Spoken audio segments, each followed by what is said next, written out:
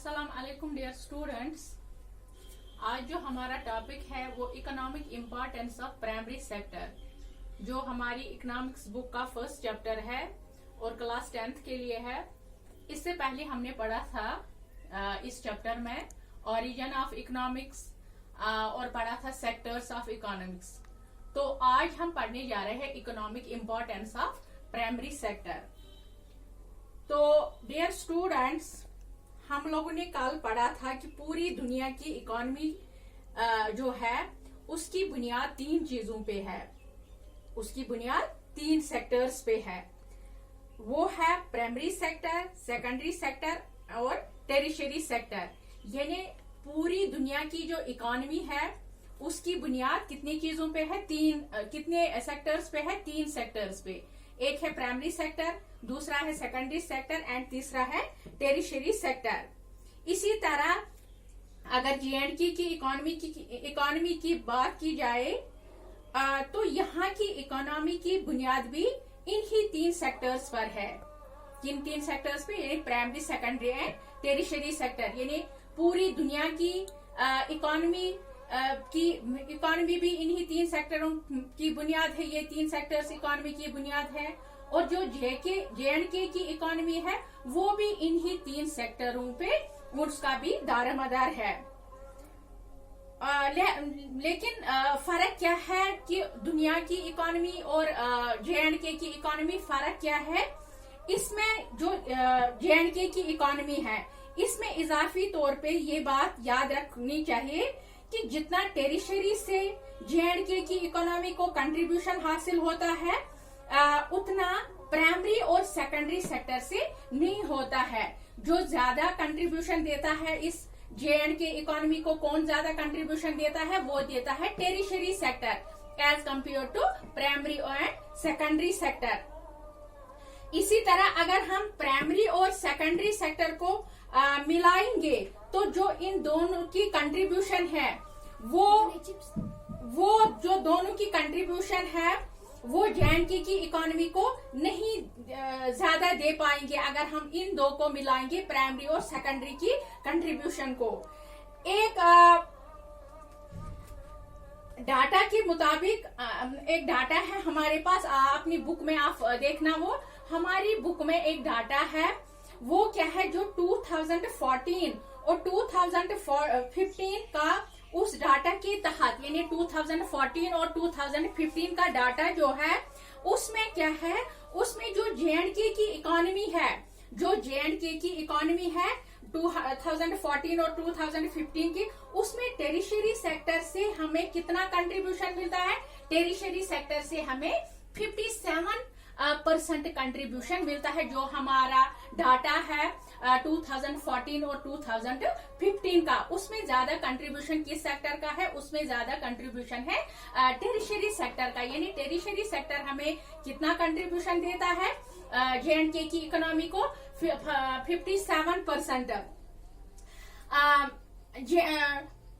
Through tertiary sector as compare to primary and secondary sector, primary sector जो है वो primary sector producer 21%। कितना primary secondary कितना contribution देता है? 21%।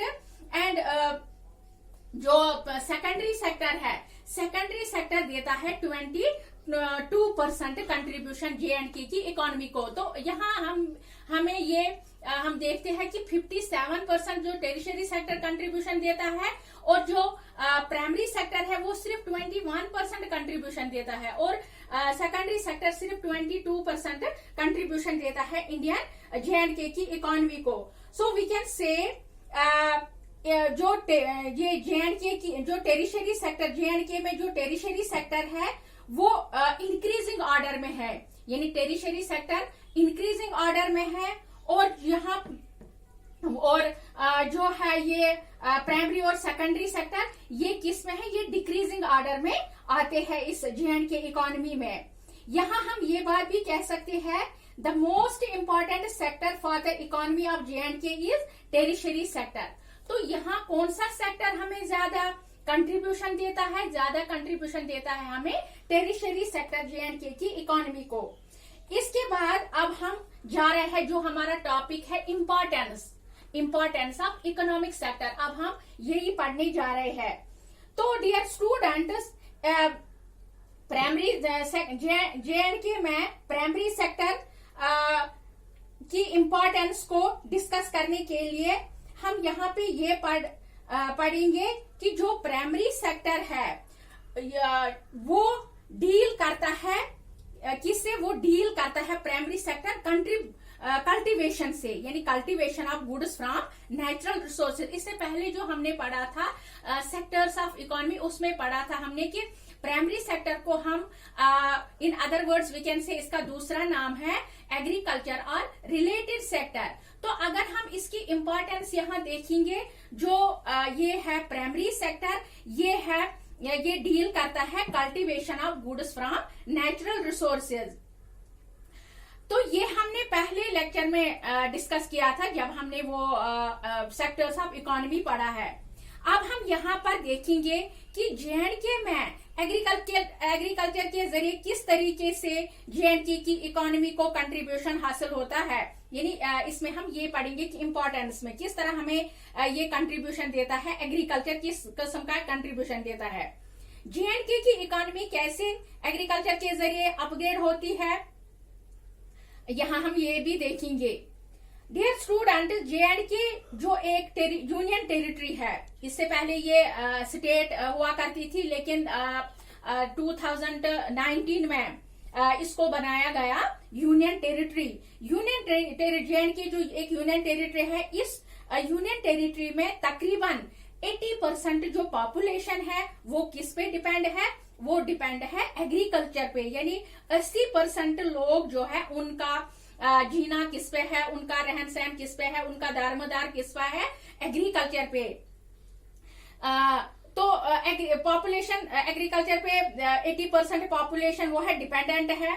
जहां ये एग्रीकल्चरल एक्टिविटी है, जहां तक एग्रीकल्चरल एक्टिविटी की बात की जाए, जे&के जो यूनियन टेरिटरी है, यहाँ ज्यादा क्या है, यहाँ फ्रूट्स या बाकी क्रॉप्स, यानी जो union territory जे&के union territory which is very rich in fruits as well as in the cultivation of so many crops। यानी यहाँ हमें फ्रूट्स भी बहुत सारे निकलते हैं, यहाँ हमें और क्रॉप्स भी निकलते हैं, यानी एग्रीकल्चर में हम बहुत ही रिच है। जे&के जो है ये एग्रीकल्चर में बहुत ही रिच है, यानी यहाँ हमें फ्रूट्स भी निकलते हैं और बहुत सारे पैदावार हम करते हैं, क्रॉप्स की पैदावार भी यहाँ बहुत होती है।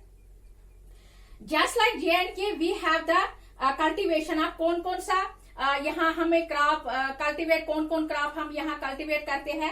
राइस करते हैं हम कल्टीवेट, मेज, व्हीट, पल्सेस एटसेट्रा। ये मैन क्रॉप्स है जो जे&के में हम कल्टीवेशन, जिनकी कल्टीवेशन हम जे&के में करते हैं। But among all the fruits, यानी फ्रूट्स में बहुत सारे यहाँ आते हैं, लेकिन एप्पल्स जो होते हैं, एप्पल्स जो जे&के के है, वो फेमस है all over the India and it is also man contribution. यानी जो हमारा फ्रूट है, जे&के में जो हम फ्रूट की कल्टीवेशन करते हैं, क्रॉप्स तो मैंने बोला, राइस हम कल्टीवेट करते हैं, व्हीट हम कल्टीवेट करते हैं, मेज करते हैं, पल्सेस एटसेट्रा, लेकिन जो फ्रूट है, यहाँ फ्रूट में जो एप्पल है, जो जे&के का एप्पल है, वो पूरी दुनिया में, यानी पूरे इंडिया में वो बहुत फेमस है, बहुत मशहूर है। तो ये फ्रूट से हमें भी कंट्रीब्यूशन मिलता है, जे&के को फ्रूट से भी बहुत सारा कंट्रीब्यूशन मिलता है प्राइमरी सेक्टर में। It provides the many contribution to the economy of J and K. कौन? ये फ्रूट हमें बहुत सारा कंट्रीब्यूशन देता है जे&के को। अगर एग्रीकल्चर की बात की जाए, जे&के में जो मैन क्रॉप्स ग्रो होते हैं, वो अभी मैंने कहा कौन सा क्रॉप हम ग्रो करते हैं इधर जे&के में, उनमें राइस बोला अभी मैंने, व्हीट कहा, मेज कहा, पल्सेस कहा एटसेट्रा। ये वो क्रॉप है जो जे&के में एग्रीकल्चरल पर्पस में आते हैं, यानी ये वो सारे क्रॉप्स है जो एग्रीकल्चर पर्पस के लिए हमें काम आते हैं। और जैसा कि आप सब लोग जानते हैं कि एग्रीकल्चरल सीजन जो है, सीजन जो है वो मेनली 2 सेशंस में मुश्तमिल होती है। यानी अगर हम सीजन्स की बात करें, एग्रीकल्चरल सीजन्स की बात करें, तो वो 2 सीजन्स होते हैं। कौन कौन सा? वो आपने पढ़ा होगा पहले ही, प्रीवियस क्लास में आपने पढ़ा होगा कि एक है रबी और दूसरा है खरीफ। इसके अलावा आप एक और सीजन याद रखिए, वो है ज़ैद सीजन। यानी अभी तक आपको ये पता नहीं होगा, कि आपको सिर्फ पता होगा कि रबी एंड खरीफ सीजन, लेकिन तीसरा सीजन भी है, एग्रीकल्चर सीजन तीसरा भी है, जिसको हम कहते हैं ज़ैद सीजन। अब आप कहोगे ये ज़ैद सीजन कौन सा सीजन होता है? ज़ैद सीजन वो सीजन होता है जो रबी और खरीफ के बिटवीन आता है, जो रबी और खरीफ के दरमियान आता है, उसको बोलते हैं ज़ैद सीजन। लेकिन जो ये ज़ैद सीजन है, ये शॉर्ट टाइम, यानी ये ज्यादा देर तक नहीं रहता है, बल्कि ये कम ही वक्त के लिए रहता है। तो डियर स्टूडेंट्स, आज हम इतना ही पढ़ेंगे। इंशाल्लाह कल हम पढ़ेंगे इसके जो और क्रॉप्स है, मेज है, वीट है, वो किस तरह प्राइमरी सेक्टर को वो किस तरह मदद करते हैं, J&K की इकोनॉमी को वो किस तरह बढ़ावा देते हैं, वो हम पढ़ेंगे नेक्स्ट लेक्चर में। Thank you.